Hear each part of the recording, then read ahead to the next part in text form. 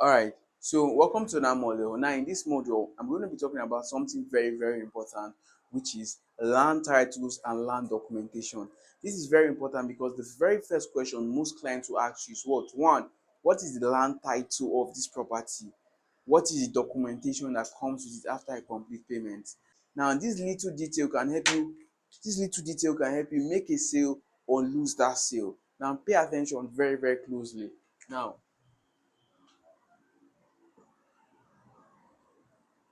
first question, what is land titles? Land titles are basically legal documents that shows proof of ownership, and there are different types of land titles in Nigeria. There's CFO, RFO, there's governor's consent, and then I'm going to be breaking it down. In Nigeria, all lands belong to the government based on the Land Act Use of 1978.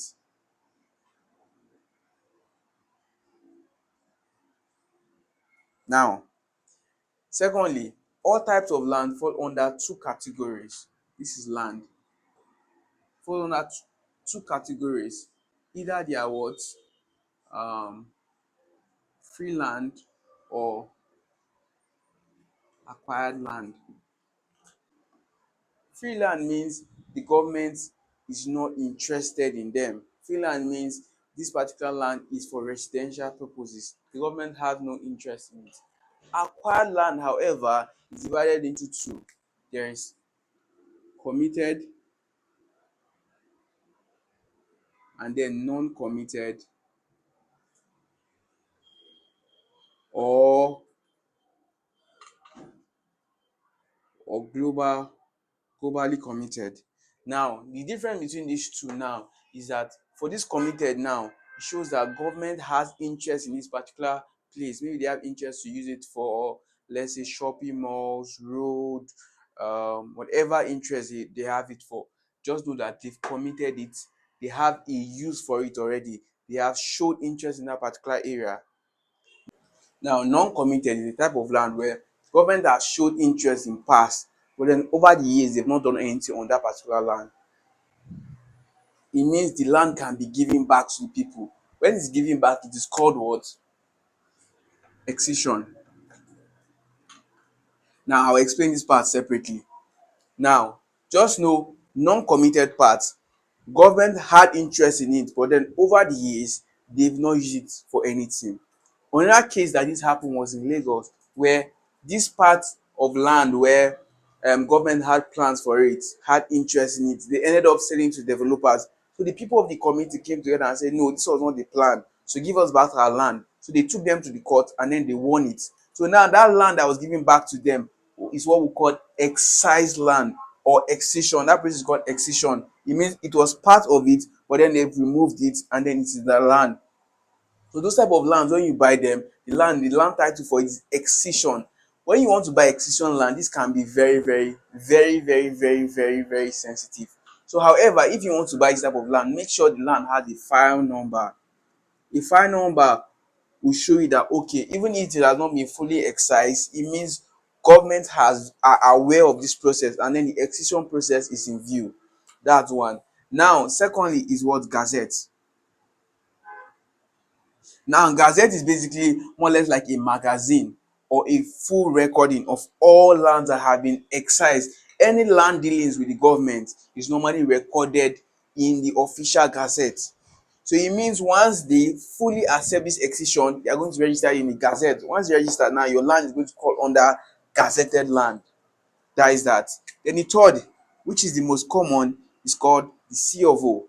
Now, the good thing about the C of O is that the government only gives C of O one. What is C of O? C of O simply means certificate of occupancy. It shows that the government are giving you ownership. Remember, I started by saying all land belongs to the government based on this land use act. However, the government has given you right to own that particular land for 99 years, and then they give you the C of O. The good part about all of this is that if your land is not excised, you cannot perfect it to a C of O. That's the good part about all of this land documentation. Now, the third part is what? The governor's consent. I remember I said the governor's consent, the C of O, they only give it once. The government only gives C of O once. Now, let's say there are three parties now. This is Delight. This is Barrister Favor. Barrister Favor. And then this is Yano. Now, let's say Delight bought this particular property. Now he has a C of O. However, Barrister Favor wants to buy this property now, but she wants to perfect this document. She now takes it to the government. The government will not give her another C of O. What they will now give her is what? A governor's consent. It means the governor is aware of this transfer of ownership from here to here. That is what he's going to carry. And then even if Iyanu comes now, he wants to still buy this property from him, but then he still wants to perfect this document again. What they'll give is what? Another governor's CFO. Governor's consent. It simply means the governor is aware of this transfer of ownership from here to here. It's as simple as that. And then the last part, which is the most important, is what? Supreme Supreme Court judgment. Now let's say these two people, they are battling over this large plot of land here. Let's say this is like 100 hectares of land, and then they are battling over this property. Let's say at first, Delight took this case now to court. Let's say the lowest court, apex court or normal basic court, and then Delight won.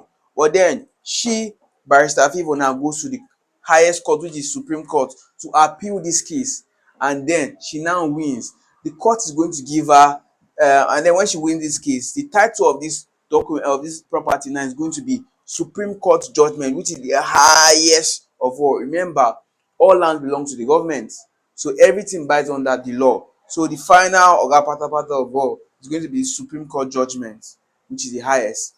I hope this makes sense. Now, you must understand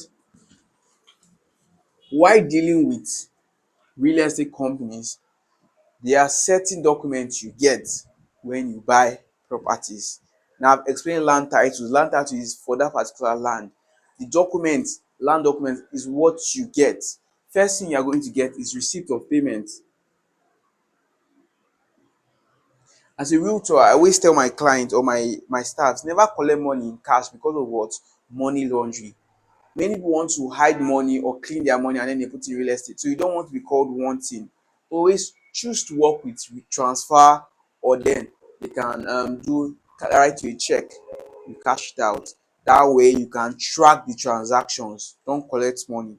Now, the first document you get when you buy from a real estate company is what? Your receipt of payment or your receipt of purchase. This should be the basics. After that, you can you can get a contract of sale. Now, a contract of sale simply covers the terms and conditions for buying that property.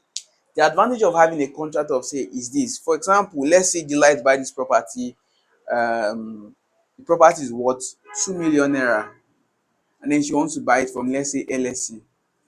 But then she starts with initial deposit of 500k, and then Barrister Favor wants to buy this particular property now, and then she offers me 50 million naira. If LSC as a company choose to now give this person this deal and say we are going to refund you your money now, you by law you can sue LSC and collect extra money because what? There's breach of contract. Make sense? Now your contract also covers the terms and conditions for your deal, the money that you be paying for your survey plan, your beaconing, all those details, infrastructure fee is going to fall inside the contract of sale. The period of payment and all of that is going to fall. And the next document, which is very important, is what? Your deed of assignment. This is a legal document that shows transfer of ownership from the company you are buying from to you now as a new owner. It's simple. Um, there's offer letter and allocation letter.